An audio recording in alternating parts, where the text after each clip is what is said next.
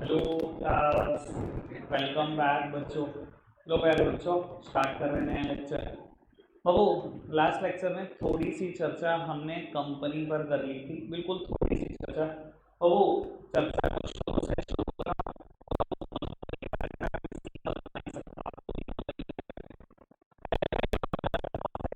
समझानी पड़ेगी।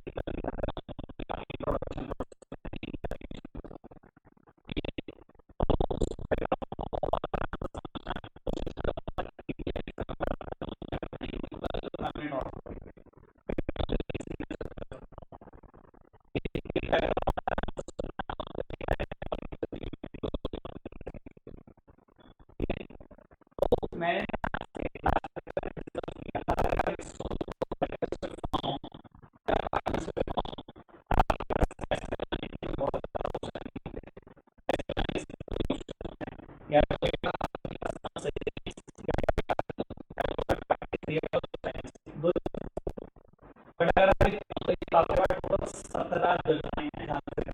सत्रह सोर्सेज ऑफ फाइनेंस है, 17 एक ना आधा।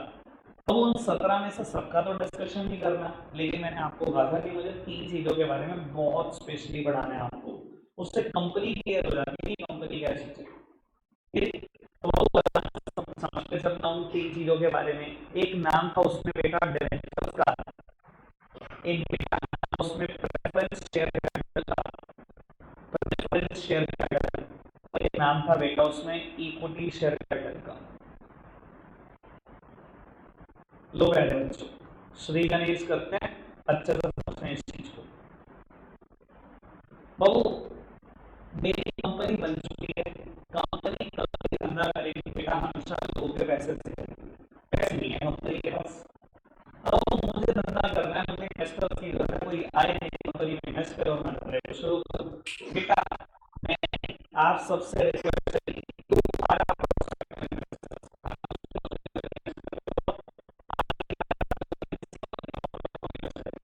आप सबसे रिक्वेस्ट करी कि मेरी कंपनी है, आप मेरी कंपनी के डिवेंचर्स खरीदोगे क्या?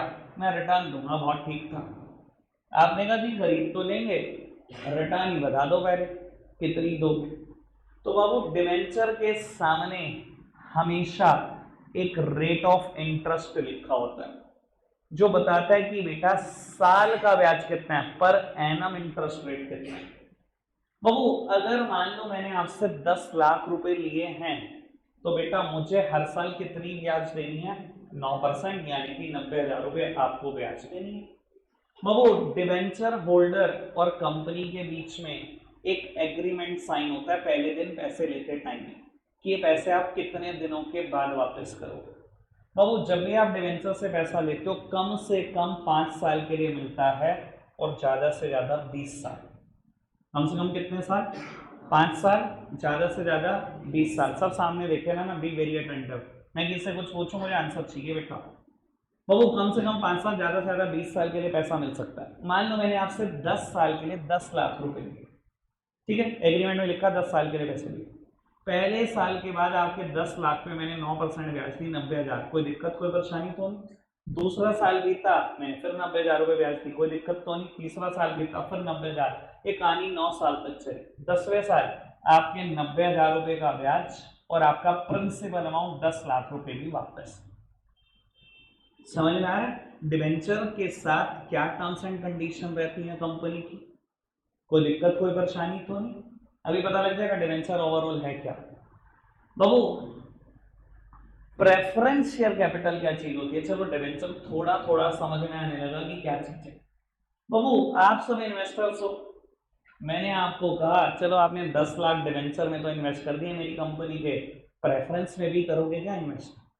आपने कहा जी हम तो यही इन्वेस्टर इन्वेस्ट करने के लिए बैठे हैं, हमें तो एक ही चीज से प्यार है, बता दो रिटर्न कितनी है, कमाई बता दो कितनी करा के दोगे, अभी कर देंगे इन्वेस्ट।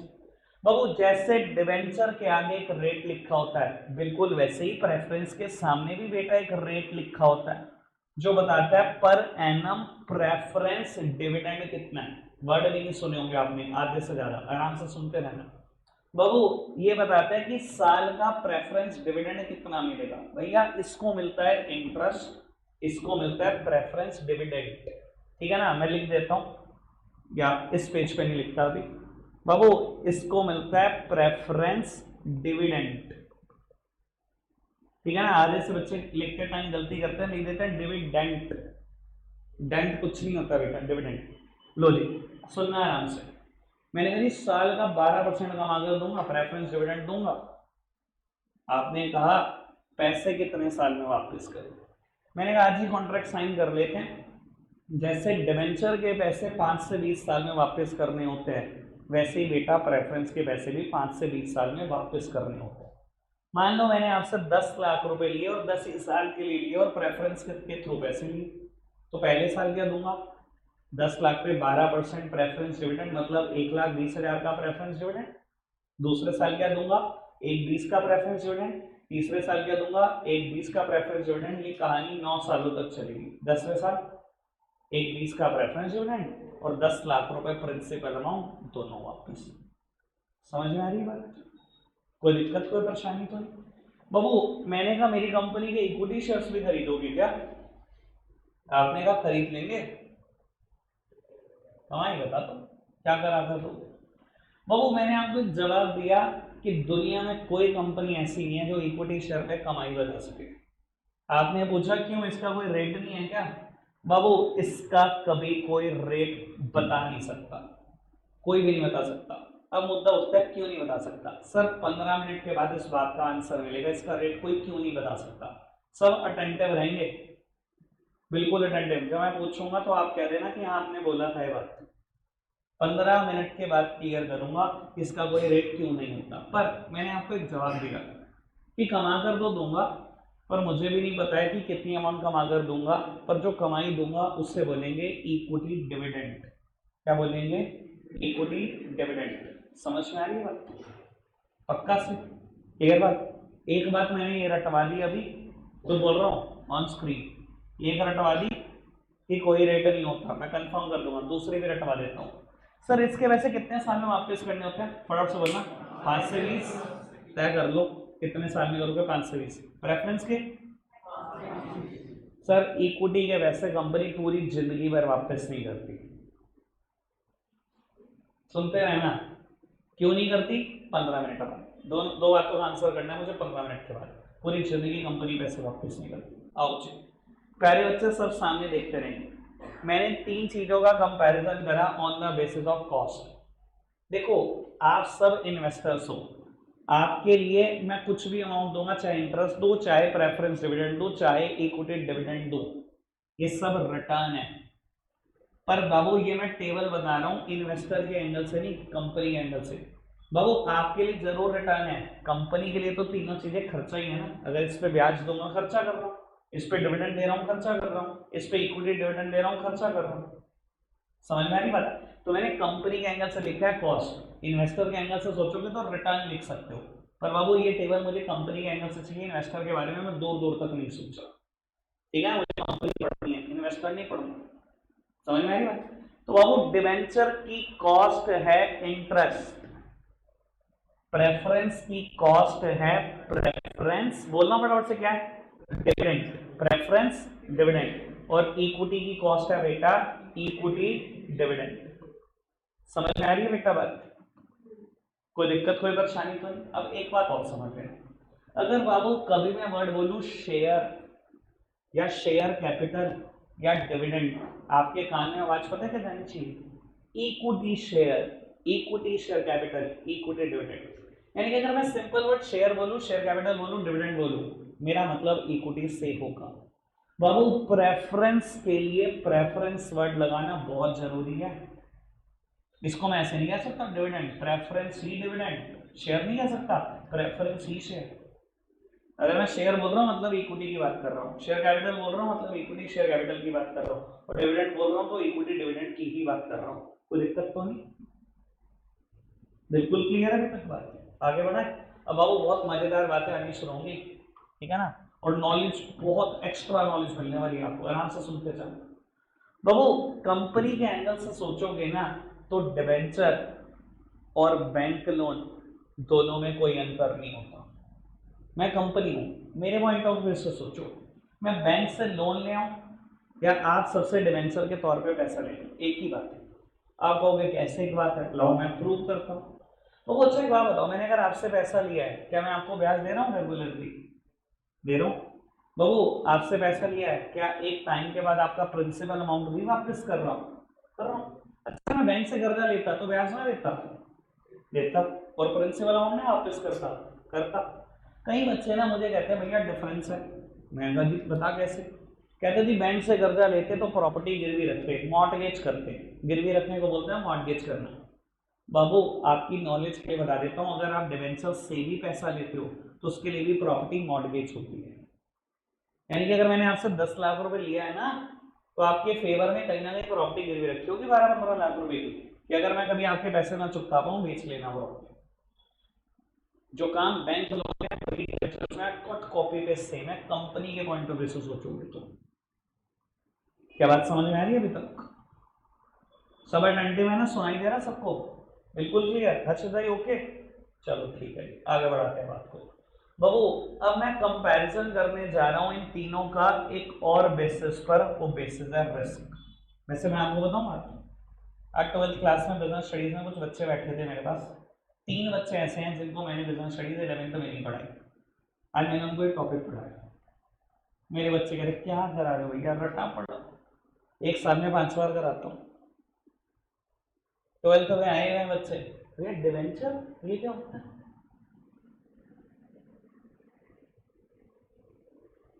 क्या बोल रहे हो भैया? बस सर अभी जानता है, कल रिजल्ट देखा? शहर में शायद बिजनेस स्टडीज में ना, मेरे पास जितने बच्चे थे सबके 90%, सबके अचीव ही हुआ। वैसे तो सब कुछ तुम्हारे सबके 100 आने से ध्यान रखना। वो बच्चा ही क्या जो टीचर का रिकॉर्ड ना तोड़ पाया। सही बात है, ठीक है ना? 2 ही बंदों को सबसे ज्यादा खुशी होगी बेटा अगर उनका रिकॉर्ड टूटेगा, एक बाप को और एक टीचर को सबसे ज्यादा खुशी होती है अगर उनका रिकॉर्ड टूटता है।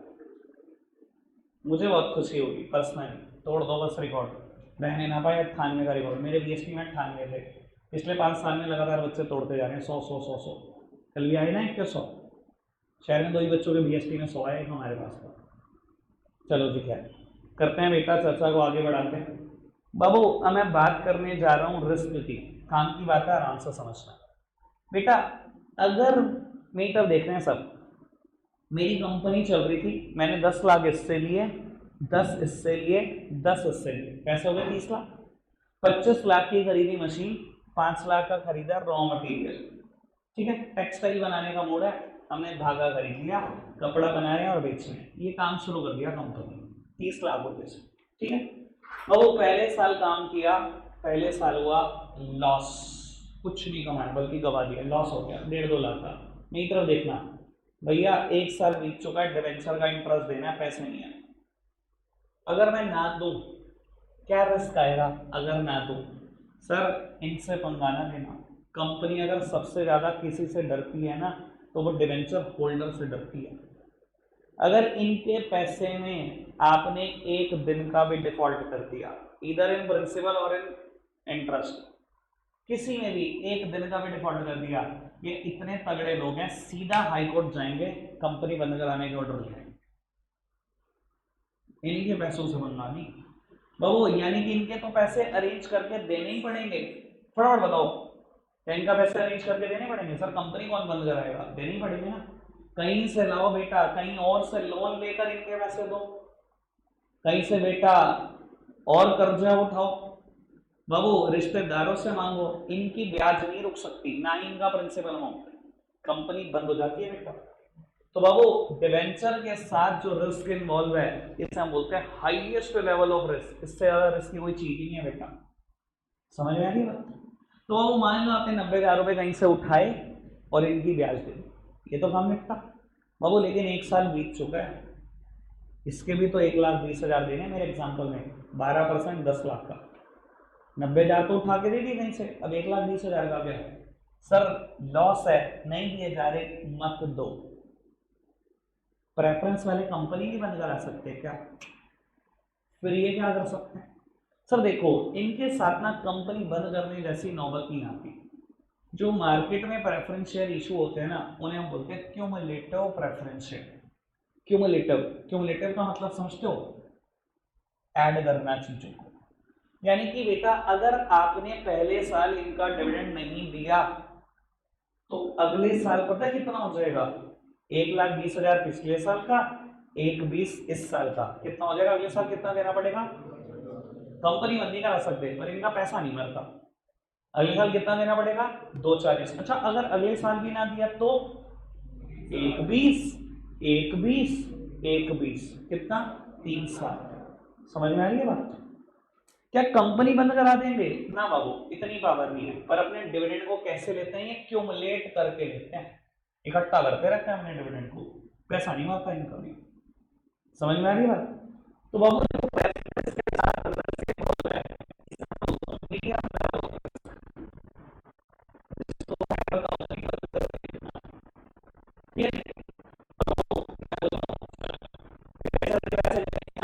लॉस होगा, रेफरेंस के पैसे नहीं दिए स्टार्टअप चलेंगे, और इक्विटी का लॉस है, कुछ कर सकते हैं, वो जा सकते हैं, नहीं जा सकते। क्या ये डिविडेंड क्यूमुलेट कर सकते हैं, नहीं कर सकते। कुछ कर भी सकते हैं, कुछ नहीं कर सकते। लॉस है कुछ नहीं होगा। अच्छा तो यानी लो रिस्क कुछ कर नहीं सकते, तो नो रिस्क भी है। अच्छा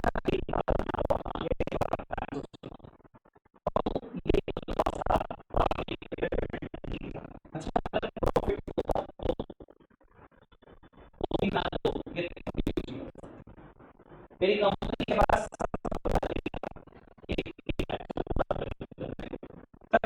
अगर मेरी कंपनी के पास 10 करोड़ रुपए प्रॉफिट बने हैं,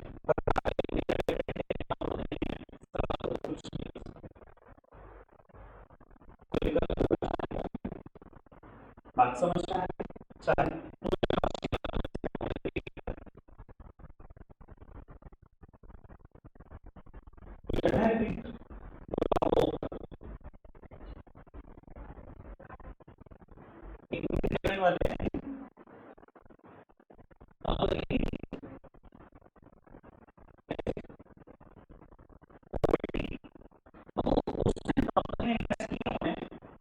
दस लाख रुपए मेरे पास पैसे हैं, मैंने कमाए थे,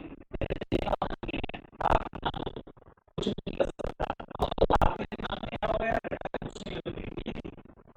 अभी दे नहीं सकता आपका बीच में, ठीक है अभी मुझे तो 10 ठीक है, आपके पास इतना बढ़िया आंसर होगा, आप कोई क्वेश्चन नहीं पूछ सकते आंसर, बस मुझे बताओ फिलहाल छह बातों को तो रिपीट कर रहा है, ठीक है। अभी आपको एक बहुत बड़ा क्वेश्चन है, मतलब ध्यान रखना, आराम से सुन के रखना बताओ।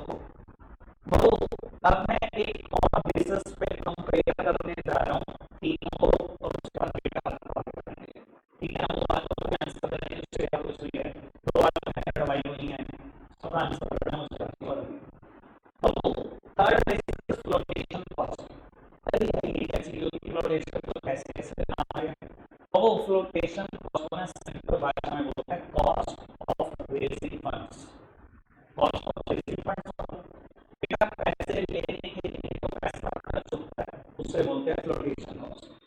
यानी कि अगर आप डिवेंचर से पैसा लोगे तो भी पैसा खर्च होगा, प्रेफरेंस से पैसा लोगे तो भी पैसा खर्च होगा, और इक्विटी से पैसा लोगे तो भी पैसा खर्च होगा। आप सोच रहे हो कि यार मैं तो खुद बैंक से लोन मांग रहा हूँ, मेरा भी पैसा खर्च होगा क्या, ऐसा लगता है आपको कि बैंक लोन देने में पैसा खर्च होता होगा। इलीगल की कोई बात नहीं करना, इलीगल कहना टेबल के नीचे कोई शब्द नहीं पड़ती है, वो ही बात है, वो तो मैं आपको बहुत ज्यादा बता दूंगा आपसे, ये टेबल के ऊपर की बात है, लोन लेने का खर्च होता है पैसा। चलो आप ऊपर नहीं, अभी आप बच्चे छोटे छोटे से मैं एक्स्ट्रा बहुत तो मैं आपको दिखाता हूँ किसी भी जगह से पैसा लेने के लिए पैसा कैसे खर्च होता है। आज आप कंपनी बैंक लोन लेने बैठे हो, मैं दिखा रहा हूँ आपने कभी ब्रांच में पैसा 1 करोड़ रुपए खर्च किया था बैंक लोन, मैंने सर ऐसे देते हैं कि प्रॉपर्टी गिरवी रख दो बेचो, मैंने कहा जी है मेरे नाम 1.5 करोड़ की प्रॉपर्टी गिरवी रख दूंगा, करोड़ रुपए का लोन चाहिए। ब्रांच मैनेजर का जवाब पता है क्या आएगा, सर लेके आना कल प्रॉपर्टी के पेपर, और सिर्फ प्रॉपर्टी के पेपर मत लाना, 10,000 रुपये का चेक के आना। और पूछो क्या बात कर रहे हो, 10,000 की बात है। तो ब्रांच मैनेजर ने हिसाब दिया, अच्छा क्या बताओ, ब्रांच मैनेजर बहुत बड़ा लिखा दिया है, भगवान है क्या? अभी सामने देखो, ऐसा भगवान है क्या? तो प्रॉपर्टी पेपर बिल्कुल ओके है, जिसके आप यहाँ पर मैंने प्रॉपर्टी पेपर मैंने ले लिया होगा, होता नहीं है ना।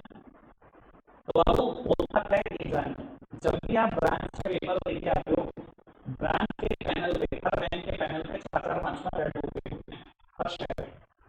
ब्रांच क्या करती है, उस पेपर को एडवोकेट पेपर को जाती है और रजिस्ट्री ऑफिस जाता है, पेपर वेरीफाई करता है कि रजिस्ट्री एक्चुअली में आपके नाम है या फर्जी पेपर है, रजिस्ट्री कहीं और नहीं किसी और पे, सब चीजें वो एडवोकेट चेक करता है। एडवोकेट पैसे लेता है, उसी बात पे आपसे समझ में आ रही है बात? आपके लिए बहुत नई बात होगी, पर ये जान लो बेटा बैंक में लोन कैसे होता है। क्लियर है बात? तो वो आपने प्रॉपर्टी के पेपर दिए, 10,000 का चेक दिया, ब्रांच मैनेजर ने उठाया, दोनों चीजें भेज दी अपने एडवोकेट को। 10 दिन के बाद, 5 दिन का रिपोर्ट लग कर आ गई कि प्रॉपर्टी के पेपर हो गया, कंपनी के नाम पर, सब कुछ ठीक ठाक है। 10,000 खत्म हो गए, लोन हो गया? लोन हुआ कि नहीं हुआ अभी तक, ये बताओ।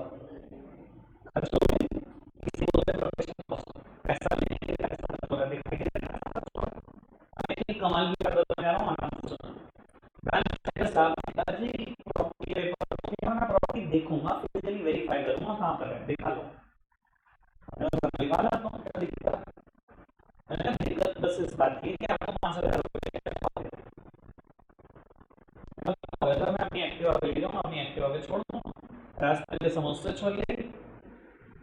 आप कह रहे हो 5,000 रुपये लगेंगे, तो सब बिल्कुल लगेंगे सर। ब्रांच मैनेजर अगर बैंक छोड़ेगा, आपको पता है कुछ तो काम डिस्टर्ब होगा ही ना, इस बात के। और वो प्रॉपर्टी क्यों चेक करने जा रहे हैं, सबसे इंपॉर्टेंट मुद्दा है, आराम से सुनो। प्रॉपर्टी चेक क्यों कर रहे हैं? पेपर तो आ गया आपके पास में, ब्रांच मैनेजर प्रॉपर्टी चेक करने नहीं जाते पुराने टाइम में। इंडिया में ऐसे ऐसे फ्रॉड हुए, ऐसे ऐसे फ्रॉड हुए, मुझसे मिला सर थोड़ा सा, लेकिन तो फ्रॉड सुन लो, फ्रॉड सुन के मजा आ जाना चाहिए आपको, बस क्या है ना बाबा, ये मेरी तरफ से एक्स्ट्रा बढ़ दिया, राइट, थैंक यू भाई, वो पहले कह रहा हूँ। बेटा ब्रांच मैनेजर पास में नहीं जाते, प्रॉपर्टी है, ठीक है, रजिस्ट्री आपके नाम है, वो सरकार ने उसके ऊपर से हाईवे निकाल दिया, ठीक है, प्रॉपर्टी आपके नाम ही, पेपर आपके नाम ही, हाईवे निकल चुका है। वो आप बैंक में पहुंच गए, मैनेजर साहब लोन सी, मैनेजर साहब ने कहा प्रॉपर्टी का पेपर, उन्होंने कहा लो चेक करा लो। भाई रजिस्ट्री ऑफिस से क्या पता लगेगा, ये थोड़ी पता लगेगा हाईवे बन गया, हाँ जी आपके नाम पर है, कहीं और लोन पे गिरवी नहीं पड़ी, ठीक, रिपोर्ट लग गई, पेपर हो गया, ब्रांच मैनेजर साहब लोन कर दिया करते थे, लोन हो गया। पहली किस्त आई आपने दी, दूसरी आई आपने नहीं दी, तीसरी किस्त आई लोन की आपने नहीं दी, चौथी किस्त नोटिस आ गया, किस्त देते हो या प्रॉपर्टी बेचे, आपने भी रिप्लाई कर दिया, कल का बेचता हो आज ही बेच दे, सरकार का आएगा अभी बेच, हो गया फ्रॉड, बैंक के साथ ही हो गया। ये होता था पास्ट में, अब आज की तारीख में ब्रांच मैनेजर साहब थोड़े चुस्त हैं, वही तो प्रॉपर्टी दिखाओ और इस बात के पैसे भी आप दो 5,000, 5,000 लग गए, देखो जो 10,000 रुपये लगे उससे बोलते हैं प्रोसेसिंग फीस, क्या बोलते हैं, इंस्पेक्शन बोलते हैं, प्रॉपर्टी इंस्पेक्शन चार्जेस, जो पेपर प्रोसेस करें उसकी फीस, प्रोसेसिंग फीस 10,000, कोई दिक्कत तो नहीं, लग रहे हैं पैसे, लोगों के लग रहे हैं वैसे, आप करके लग रहे हैं वैसे, मैं तो दिखा रहा पैसे लग रहे हैं, जो ऊपर ऊपर की बात है, अभी तो आपको बस कमाई पता ही नहीं। आओ आओ मेरे प्यारे बच्चों, एक और खर्चा भी है, कोई बुरी नजर डाले इस खर्चे, अच्छी नजरों से देखते हैं इस खर्चे को। तो ब्रांच मैनेजर साहब ने लिस्ट लगा के लिए सीएस के पेपर तैयार कर रखे आना, ये नहीं कुछ फाइनेंशियल, कुछ project report, income tax return, उनकी कॉम्पिटिशन, सब कुछ तैयार करा के लाओ सीए से, और आप जा रहे हो सीए साहब के पास, ठीक है ना, 5-7-10,000 उसमें भी लग गए, अब वो लोन हो गया। ये तीसरे खर्चे हो गए डॉक्यूमेंटेशन चार्जेस, लोन तो नहीं हुआ, लोन लेने के लिए पैसा खर्च हो रहा दिखाई दे रहा है आपको? ठीक है जी, मैं बहुत सारे खर्चे और बता सकता हूँ, पर मेरे को क्या जरूरत है आगे बढ़ने की, ये समझ में आ गया ना खर्चे ऊपर। सर डिवेंचर हो या बैंक लोन हो, खर्चा होगा पैसे लेने के लिए, पर ये खर्चा बेटा काफी कम होता है।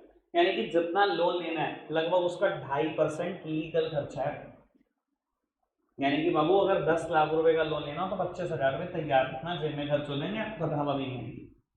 ठीक है, इनलीगल खर्चे की कोई बात नहीं कर रहा, लीगल लीगल की बात करते हैं। विद्या का मंदिर, अच्छी अच्छी बातें करो इसके अंदर। ठीक है जी, कोई लीगल बात नहीं। राम राम राम राम, आओ आगे बढ़ाते हैं बात को। ठीक है जी बाबू, preference share capital, preference share capital में एक कॉस्ट मीडियम है, इक्विटी शेयर कैपिटल में एक कॉस्ट हाई है। लगभग 10% पैसे खर्च हो जाते हैं इक्विटी शेयर से पैसे लेने में। यानी कि अगर आप सोचो मेरे को 100 करोड़ लेने हैं तो 10 करोड़ खर्च हो जाएंगे, हवा नहीं आएगी, कहाँ गए।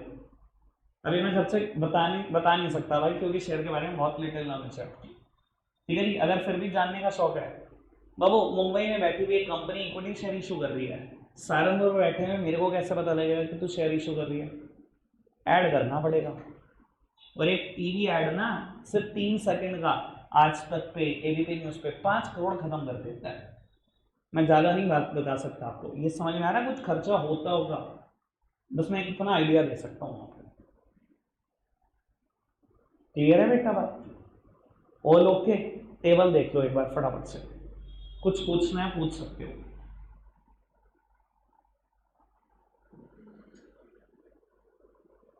ठीक है जी बाबू, पैसा लेने के लिए जो पैसा खर्च होता है उससे बोलते हैं flotation cost, cost of racing funds.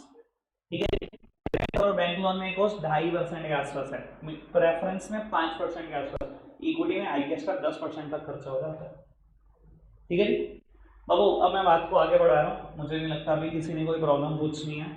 Sir अच्छा एक बात बताओ, क्या ये अपनी मर्जी है कंपनी की कि जब कोई उठ के आ जाए उसके पैसे दे दे?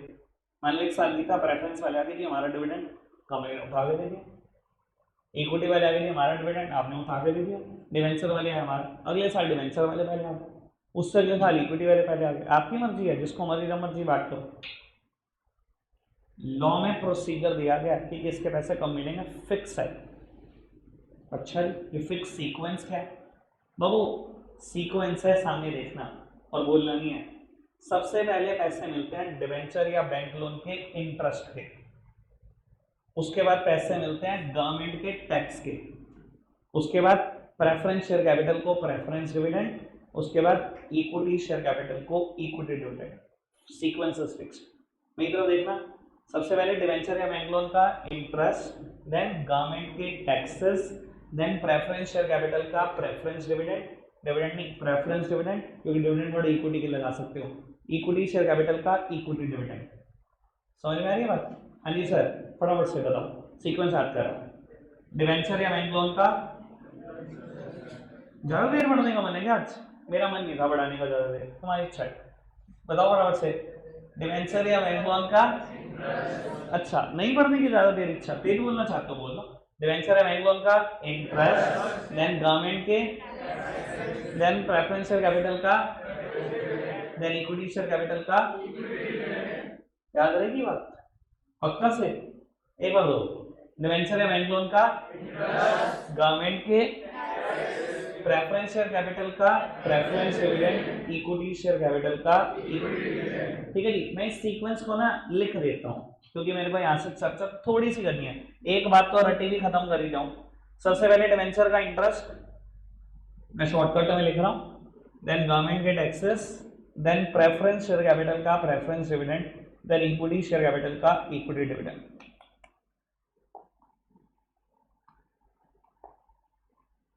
लो प्यारे बच्चों, कोई दिक्कत कोई परेशानी तो नहीं?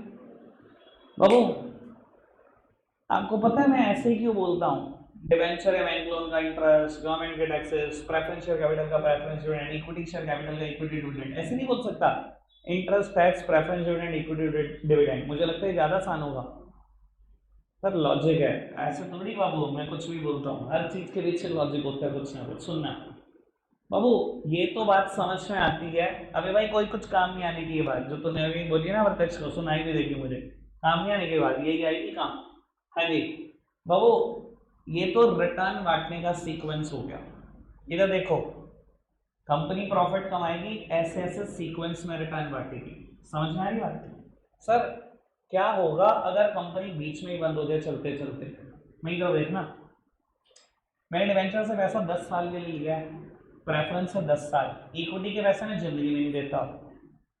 ऐसे ही बताया ना अभी, 10-10 लाख तीनों से लिया, धंधा कर रही थी कंपनी, और हाई कोर्ट का एक नोटिस आता है, सम्मान आता है बोर्ड ऑफ डायरेक्टर को, आओ जी जरा पेश हो जाओ। और हाई कोर्ट जाते हैं जरा बोर्ड ऑफ डायरेक्टर कंपनी के, हाई कोर्ट कहती है हमने देख लिया कंपनी लीगल काम करती है, ये तो तुमने बस दिखाने के लिए टेक्सटाइल का धंधा कर रखा, काम धाम सारा बेच दो, लोगों के पैसे उतार दो फटाफट से। सर ये तो रिटर्न बांटने का सीक्वेंस हो गया ना। व्हाट इफ की कंपनी चलते चलते बंद हो जाए या एक टाइम के बाद बंद हो जाए, कैसे बांटेंगे प्रिंसिपल अमाउंट? सर वो भी इसी सीक्वेंस में बांटेंगे, ऐसे थोड़ी बुलवा रहा था आपको।